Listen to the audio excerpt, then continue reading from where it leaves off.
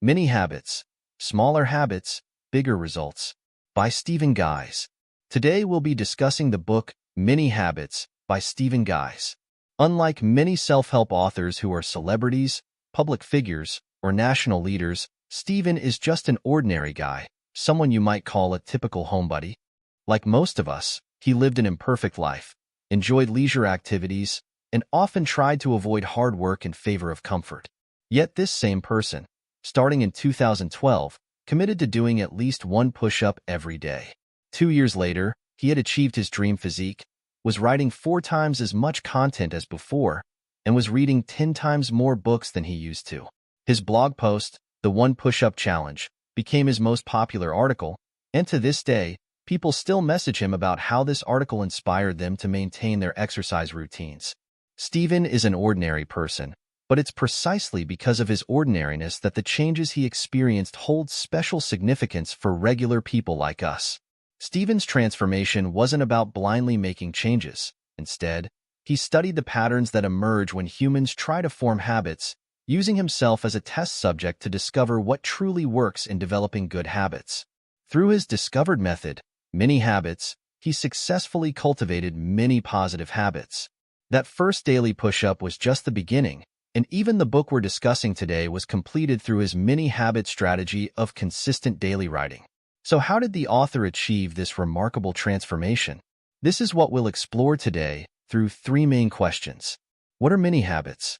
Why are mini habits so effective in forming habits? How can we apply mini habits in our lives? Let's examine each of these questions one by one. Before we discuss what mini habits are, let's look at our typical approaches to habit formation. Generally, we believe there are 2 main strategies for developing habits: the motivation strategy and the willpower strategy. For example, if we want to get in better shape and plan to go to the gym every day, we might tell ourselves, I'm going to transform myself. I'm going to get an athlete's physique. This is the motivation strategy, pumping ourselves up with enthusiasm. The willpower strategy, on the other hand, takes the opposite approach.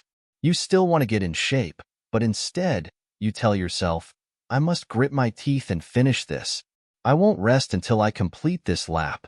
No pain, no gain. This represents the willpower strategy, forcing yourself to complete tasks through sheer determination. Most people tend to rely more heavily on the motivation strategy, believing that willpower is too difficult to control and often insufficient to support habit formation. Many self-help and motivational books advise setting beautiful goals and visualizing an amazing future to maintain endless motivation for consistent action. Some might tell you to publicly announce your goals, suggesting this will give you enough motivation to stick to your habits. However, the author argues that while the motivation strategy might work a few times, it's unreliable in the long term. The first reason for this unreliability is that motivation itself is based on feelings, and actions based on feelings are easily affected by external environmental changes. For instance, if you have an argument with a coworker, your feelings change. Even being hungry, having low blood sugar, or eating an unsatisfying meal can affect your emotional state. To motivate yourself to exercise, your desire to work out must be stronger than your desire to lie in bed eating chips and watching TV. But most of the time, we'd probably prefer the comfort of the couch and snacks over imagining our future fit body. Because the motivation strategy is susceptible to various life factors, it's not very reliable for habit formation.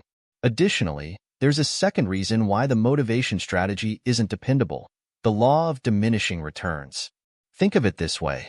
When you eat your first slice of pizza, it tastes amazing. The second slice is still pretty good, but by the 4th or 5th slice, you might not even enjoy it anymore. In other words, when we repeat an action, each repetition brings less pleasure, and consequently, our motivation and enthusiasm for doing that thing decrease. This explains why we often start with great enthusiasm but quickly fall into an inconsistent pattern. The motivational system we rely on has diminishing returns, making it increasingly difficult to maintain. This is why the author suggests not relying too heavily on the motivation strategy for habit formation. You might think, okay, even if the motivation strategy isn't great, the willpower strategy isn't much better. My willpower isn't strong enough, and books say human willpower is limited. Sometimes when willpower is depleted, we can't continue our actions. You're right, willpower does have these issues. However, there is a solution: mini habits. If you want to develop a new habit, a mini habit is a dramatically reduced version of that habit. For example, reducing 100 push-ups to just one, cutting down writing 3,000 words to just 30, or simplifying daily journaling to recording just 1 or 2 events. This dramatic reduction of a habit into an almost ridiculously small step is what we call a mini habit. The author believes mini habits can help us overcome the willpower shortage problem in habit formation. Why mini habits work? This brings us to our second topic. Why do mini habits work? Let's first look at what typically prevents us from forming habits. In fact, we often face 2 main obstacles when trying to form a habit: the inability to start taking action, the difficulty in maintaining the habit. For instance, if you want to develop better exercise habits, but you're used to lounging on the couch watching TV after work, the thought of suddenly switching from comfortable relaxation to sweating on a treadmill can be daunting. You might think, "I'm already tired from working overtime today. I'll exercise tomorrow." This tomorrow and tomorrow mindset might lead to a month passing without a single workout. What's blocking us is the courage to start. The action itself seems challenging and intimidating, making that first step extremely difficult to take. Sometimes, even when we finally gather the courage to start, we often can't maintain the habit. This is the second obstacle. For example, you might finally convince yourself to get on the treadmill, saying, "Today, I'm definitely going to run for an hour." But after just 5 or 10 minutes, you're already out of breath, with 50 minutes still to go. At this point, every cell in your body seems to be screaming, "I need rest." The next time you think about running, remembering how you could only manage 10 minutes last time makes you even less confident to try again. How can you possibly maintain a new habit under these conditions? The author faced these same 2 obstacles in the past. He also wanted to get in shape but couldn't stick to his exercise routine, until one day, by chance, he discovered a small secret that would help him maintain his actions: developing mini habits. Let's look at the author's experience. One day, the author was sitting dejectedly in front of a treadmill at the gym, feeling unmotivated to exercise. Then he remembered something he'd read in a book. If you want to solve a problem, try thinking about its opposite to find creative solutions. For instance, if you're thinking about building a skyscraper, consider what it would take to build deep underground instead. The author immediately applied this to his exercise problem. If I want to maintain 30 minutes of exercise, what's the opposite? What if instead of 30 minutes of sweating and muscle strain, it was just one simple push-up? What if I only had to do one? You might think, what's the use of one push-up? Aerobic exercise needs at least 30 minutes to be effective. One push-up is practically the same as doing nothing. The author initially thought the same thing. But since he couldn't achieve his original plan of exercising for an hour, he decided to try this seemingly pointless approach. What did he have to lose? The result? When he actually got down and did that first push-up, it changed his life. Because one push-up was so simple, after getting into position and doing it, he thought, well, since I'm already here, why not do a few more? After doing a few more push-ups, he thought, how about trying one pull-up? That's simple too. So he did one pull-up, and feeling he still had energy, did a few more. By this point, his muscles were warmed up, and his body was interested in doing more. What started as a plan to do just one push-up turned into 30 minutes of various exercises. This experience gave the author a profound insight. The next day, he wrote his blog post, The One Push-Up Challenge, which became his blog's most popular article to date. Throughout 2013, he continued his commitment to do at least one push-up every day. Of course, he usually did more, and sometimes he would remember at the last moment before bed, roll over, and do one push-up right there. Even though he sometimes completed his goal at the last second, for the author, this feeling of easy success and being able to maintain it consistently was incredible. He noticed 2 important things. First, even though he was only doing a few push-ups each day, this behavior truly affected him both physically and mentally. His body became more toned, and he developed muscle. Second, as exercise became habitual, regular workouts became increasingly easier. After 6 months, he successfully transitioned from home workouts to gym sessions. Later, he replicated this ability in different areas, achieving great results in both reading and writing. Want to draw daily? Don't think about finishing a piece, just draw one line. The book we're discussing today was completed through the author's mini goal of writing just 50 words each day.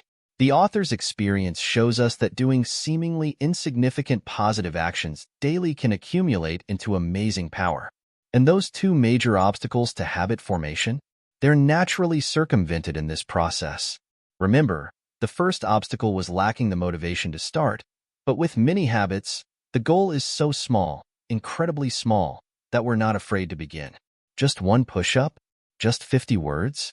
Compared to your actual ability, the habit you're trying to form is ridiculously simple. You know you can do it. And once you take that first step and achieve this small goal, you naturally want to expand on your success. You might do a bit more since you clearly have the capacity. So even if you start slowly, as long as you're moving in the right direction, you've overcome the first obstacle, the resistance to action. The second obstacle was maintaining the habit. But with mini habits, this obstacle is also bypassed because your goal is set so low that you can easily complete it each time. There's no pressure to maintain it. In fact, not only is there no pressure, but you're motivated because you regularly exceed your goal by a significant margin, which feels great. Therefore, the mini habits method effectively avoids both major obstacles to habit formation. How to apply mini habits? At this point, you might be thinking, that sounds interesting. It can bypass these two obstacles, but isn't the action too small? What's the use of one push-up or 50 words? You have this doubt because you don't yet understand how the brain works. In fact, the brain often resists change. If we try to form large habits that are difficult to establish, we need a lot of willpower, and we can't always maintain abundant willpower. Mini habits let us set a goal so small that it requires minimal willpower to get the brain started at a low cost. Before the brain can generate resistance to this action, we've already done it. And once we start an action, like doing one push-up, we're likely to continue with additional tasks because we inherently want to take these positive actions. So, once we begin, internal resistance diminishes. As the author discovered, the preparation for doing one push-up is the same as for doing several. So if you do one more, you've gained an extra one. Once you've written 50 words and the thoughts are flowing, why not write 50 more? The brain progresses bit by bit under this motivation and temptation, gradually achieving your desired goals. Under this mini habits approach, we gain momentum daily through small achievements, improving our habit-forming ability. Instead of feeling guilty and defeated for not meeting our goals, we continue persisting through the mini habits' built-in spiral motivation mechanism, eventually transforming these tiny habits into our targeted big habits. Mini habits serve as the leverage point to move big goals, the key to turning small actions into significant habits.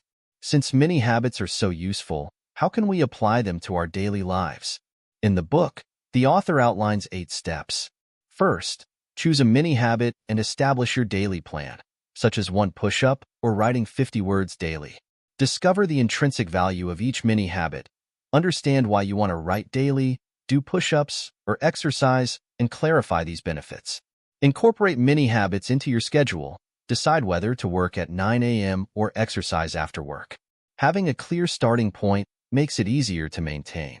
Create a reward system. Establish rewards for achieving mini habits to boost motivation. Track and record your completion status. Keep daily records of your habit progress.